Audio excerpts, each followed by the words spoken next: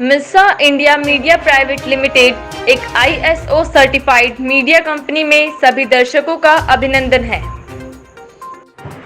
छिंदवाड़ा से राजेंद्र गोनेकर की रिपोर्ट। संविधान संदेश अधिकार यात्रा छिंदवाड़ा पहुंची। 2021 में जनगणना नहीं होगी तो उग्र आंदोलन, ओबीसी ललित कुमार। छिंदवाड़ा आज अखिल भारतीय ओबीसी महासभा के राष्ट्रीय अध्यक्ष ओबीसी श्री ललित कुमार के नेतृत्व में अखिल भारतीय महासभा एवं ओबीसी ST SC संयुक्त मोर्चा के तत्वाधान में 24 सितंबर से 26 सितंबर तक संपूर्ण प्रदेश में संविधान संदेश अधिकार यात्रा ओबीसी समाज की 14 सूत्रीय मांगों को लेकर अन्य जिलों से होते हुए बैतूल से मुल्ताई होते हुए आज प्रातः 11 बजे छिंदवाड़ा आगमन हुआ, जिसमें युवा मोर्चा के नेतृत्व में आज भव्य स्वागत किया गया और दोपहर 2 बजे अखिल भारतीय ओबीसी महासभा के राष्ट्रीय अध्यक्ष ओबीसी श्री ललित कुमार ने पत्रकार वार्ता में आज कहा कि संविधान संदेश अधिकार यात्रा का मूल उद्देश्य यह है कि ओबीसी समाज की जातिगत जनगणना 2021 में होनी चाहिए। यदि जनगणना नहीं हुई तो होगा पूरे देश में होगा उग्र आंदोलन। ओबीसी समाज के साथ हो रहे अत्याचार को अब बर्दाश्त नहीं करेंगे। कुल 14 मांगे हैं, या इसे सरकार दे दे, नहीं तो अब सड़कों पर उतरेगा संगठन। उपस्थित अखिल भारतीय ओबीसी महासभा युवा मोर्चा के कार्यकारी राष्ट्रीय अध्यक्ष श्री दीपक बंदेवार ने कहा है कि समाज की कुछ प्रमुख मांग है। समाज की सरकारी उपक्रमों के निजीकरण बंद कराने, ओबीसी की जातिगत जनगणना कराए जाने, किसान विरोधी 3 अध्यादेशों को वापस कराने, उनकी उपज का उचित मूल्य दिलाने, बीपी शर्मा कमेटी की अनुशंसा को खारिज कराने, शिक्षा और स्वास्थ्य का निजीकरण बंद कराने, 2005 के पूर्व की पेंशन लागू कराने, ओबीसी समाज को नौकरी, विधानसभा लोकसभा में संख्या के अनुपात में सीटें सुरक्षित कराने, युवाओं को रोजगार दिलाने, ओबीसी SC ST समाज को न्यायपालिका, राज्यसभा, विधान परिषद और निजी क्षेत्र में प्रतिनिधित्व दिलाने, अनुसूचित जनजाति के लिए संविधान प्रदत्त 5वीं और 6ठी अनुसूची लागू कराने, मंडल कमीशन, रामजी महाजन आयोग और स्वामीनाथन कमेटी की सिफारिशों को लागू कराने की ये मांग है। यह पूरी नहीं हो अब हरगिज बर्दाश्त न करेंगे।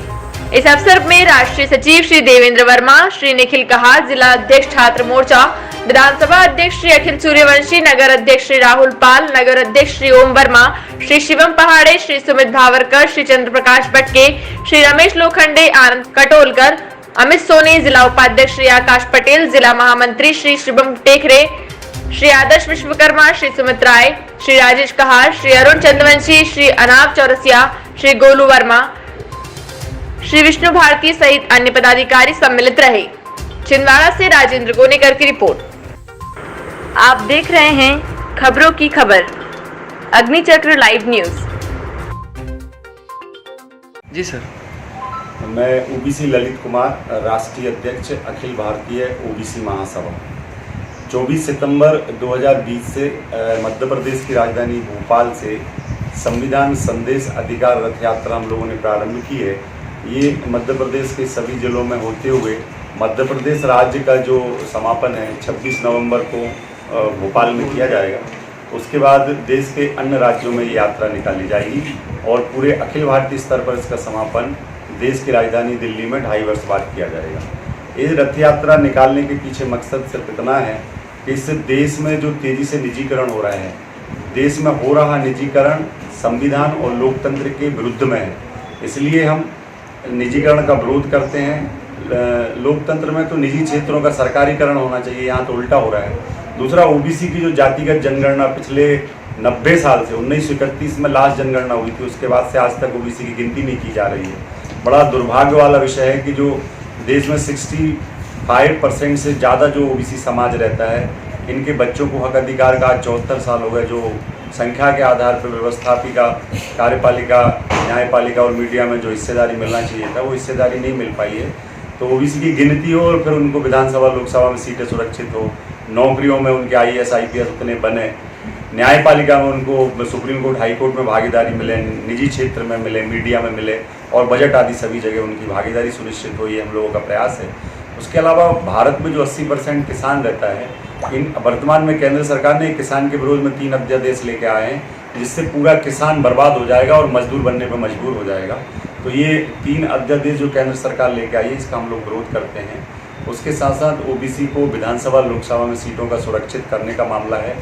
अनुसूचित जनजाति जो आदिवासी जो इस देश के वास्तविक मूल निवासी हैं, सब संविधान में 74 साल हो गए, पर ये आदिवासियों की जो 5वीं और 6ठी अनुसूची जो संविधान में दी गई है कि इसको लागू करेंगे देश की आज़ादी के बाद, पर 70 साल में यह अनुसूचित जनजाति की जो 5वीं और 6ठी अनुसूची आज तक लागू नहीं हो पाई है।